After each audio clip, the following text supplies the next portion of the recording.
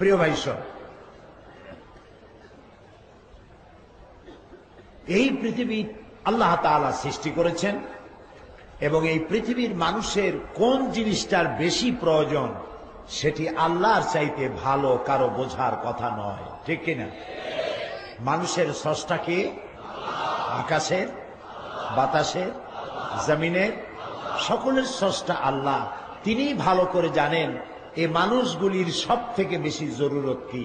সেই সমস্ত জরুরতগুলি চাওয়ার আগে তিনি পূরণ করেছেন বিধায় তার নাম হচ্ছে রব্বুল আলামিন। মানুষের সব থেকে বেশি জরুরত কি এ ব্যাপারে প্রশ্ন উঠলে কেউ বলবেন পানি, কেউ বলবেন বাতাস, কেউ বলবেন ভাত, কেউ বলবেন রুটি। যার যেটায় বেশি দরকার সে সেটা বলবেন। কিন্তু আসল কথাটা কি? মানুষের জন্য সব থেকে বড় জরুরত কি? এটি হচ্ছে এ প্রশ্নের একমাত্র জবাব। মানুষের জন্য সব থেকে বেশি জরুরত হচ্ছে নবুয়ত, রিসালাত। নবুয়ত এবং রিসালাতকে যদি জনগণ জানতে না পারে, বুঝতে না পারে, মানুষ চিনতে না পারে, তাহলে আল্লাহকে চিনতে পারবে না।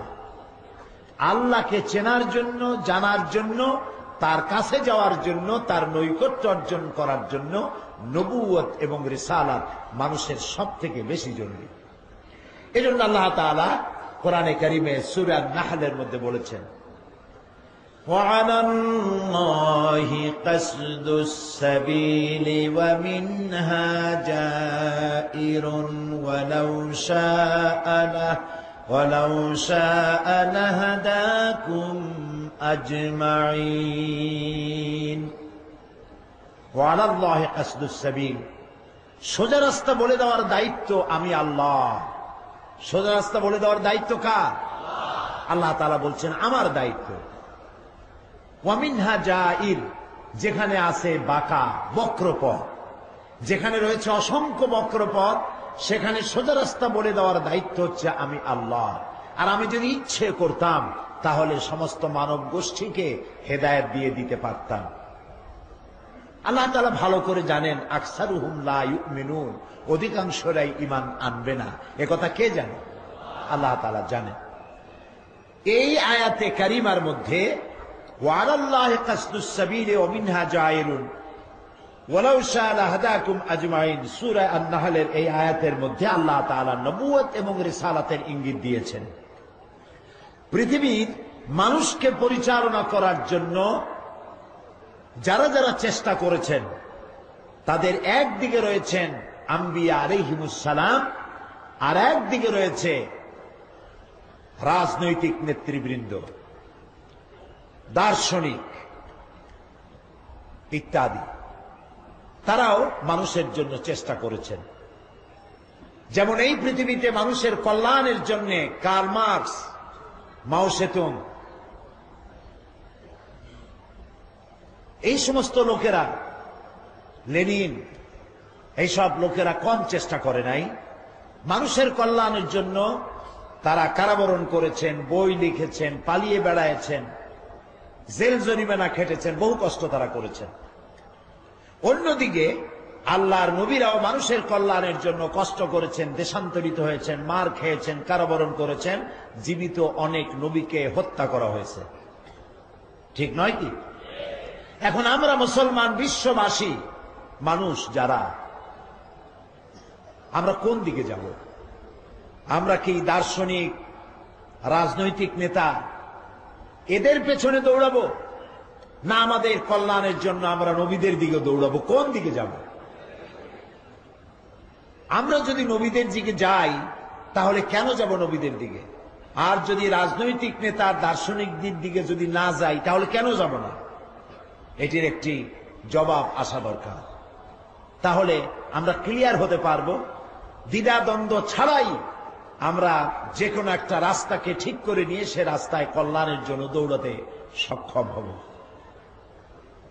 খুব অল্প কথার ভিতরে বিষয়টা আমি এভাবে বলতে চাই যে পৃথিবীতে রাজনৈতিক নেতৃবৃন্দ এবং দার্শনিকরা যে পথগুলি দেখিয়েছেন সেগুলি সব তাদের মন মস্তিষ্ক প্রসূত।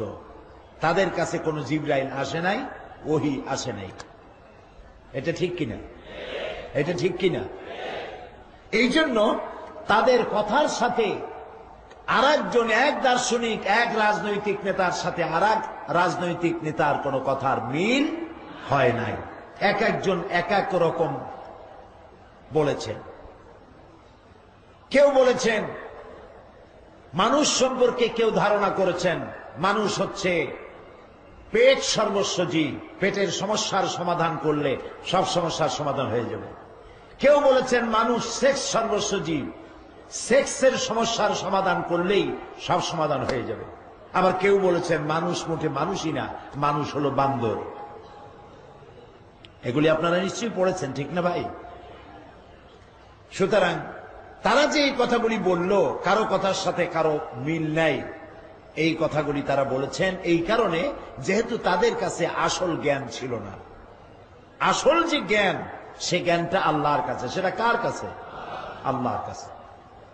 যেমন আমি দৃষ্টান্ত দিতে গিয়ে এরকম কথাও বলি, 7 অন্ধ গেছিল হাতি দেখার জন্য।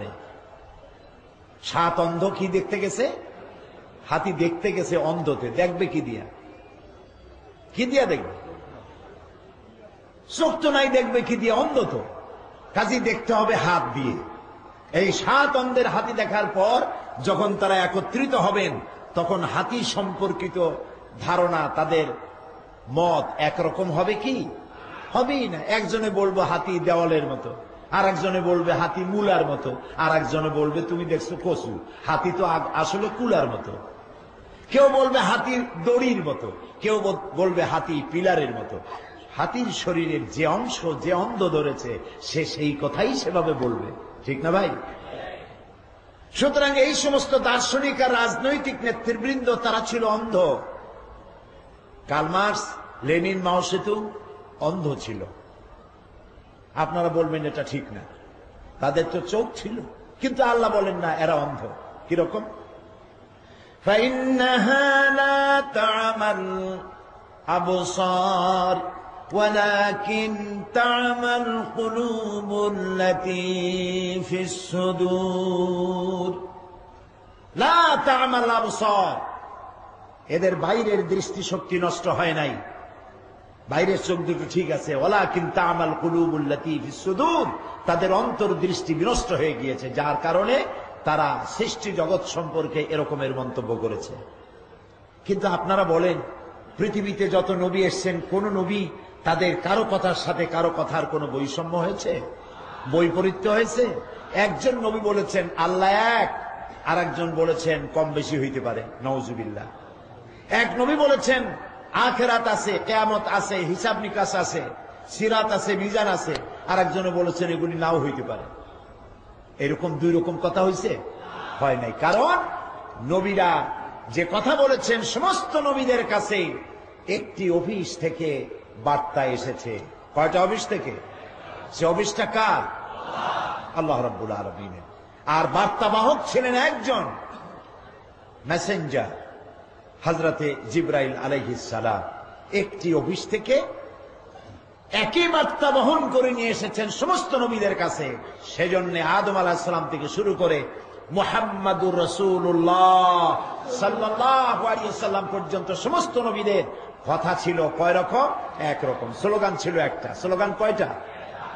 সমস্ত নবীরা বলেছেন একই স্লোগান, সব নবীরা দিয়েছেন, সবাই পড়েছেন লা ইলাহা ইল্লাল্লাহ, লা ইলাহা ইল্লাল্লাহ, লা ইলাহা ইল্লাল্লাহ।